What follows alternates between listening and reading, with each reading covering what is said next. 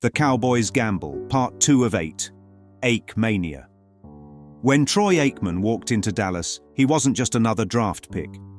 He was the #1 overall selection in 1989, the golden boy from UCLA, and the franchise pinned their entire identity to him. The headline said Savior.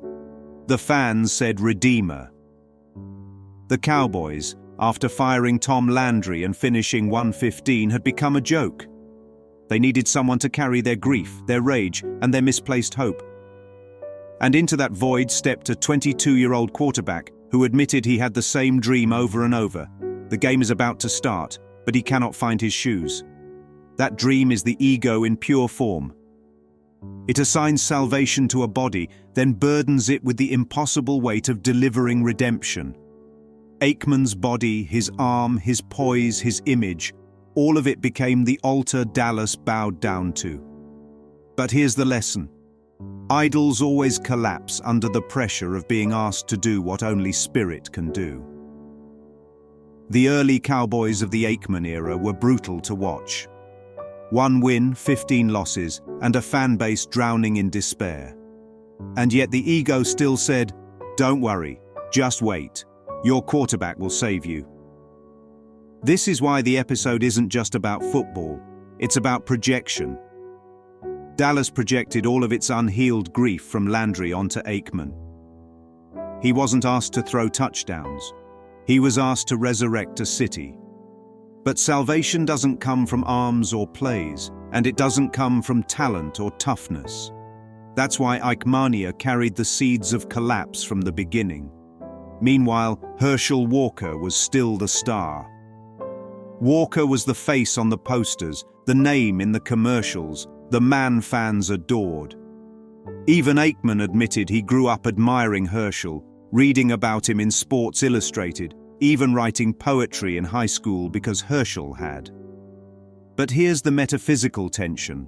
The Cowboys couldn't move forward with two saviors. They couldn't be Herschel's team and Troy's team at the same time. So the ego did what it always does. It demanded a sacrifice. And the sacrifice came in the form of the Herschel Walker trade. On the surface, it looked insane. Trading away the most famous player on the roster for draft picks, mocked as a disaster, ridiculed as lunacy. But metaphysically, it was the perfect symbol. To prop up one idol, another must be crucified.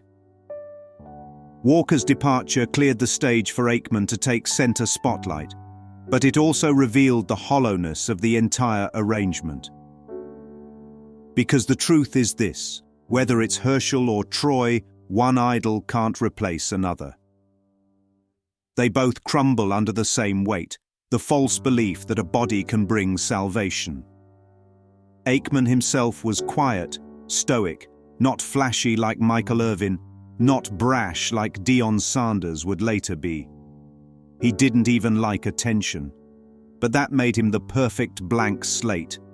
The city could project anything onto him. Discipline, toughness, purity, redemption. The problem is that the more we invest in the image, the more violent the collapse when it cracks. And it always cracks. That's why Troy's recurring nightmare mattered. It wasn't just stage fright. It was the mind screaming out the truth. I cannot play the role you've given me because it's not who I am. The ego writes the script. Hero saves city, dynasty rises, America's team is reborn. But spirit writes the correction. No one needs saving in the first place because nothing real was ever lost. The Cowboys' 115 season looks like failure, humiliation, collapse.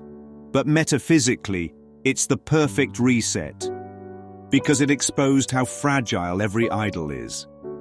The team's worst year ever became the soil for the dynasty to come.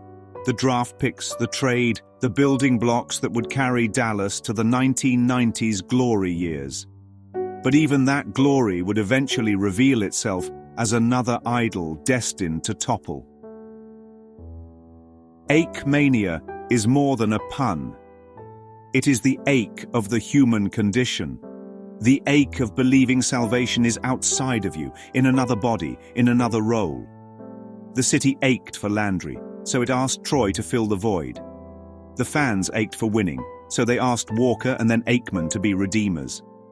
And deep down, Aikman himself ached under the pressure, dreaming of shoes he could never put on, games he could never truly play, expectations he could never satisfy. This is why the lesson of episode 2 is timeless.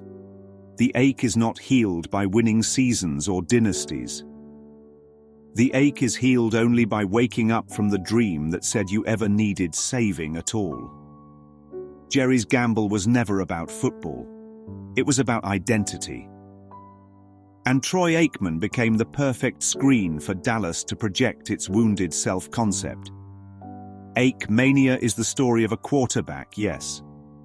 But it is really the story of the Son of God believing he is a body, believing he must earn his worth, and believing he must carry salvation on his back. And the only correction, the only win that matters, is realizing none of it was ever true. Because the Son of God was never in need of saving, and the game was never real to begin with.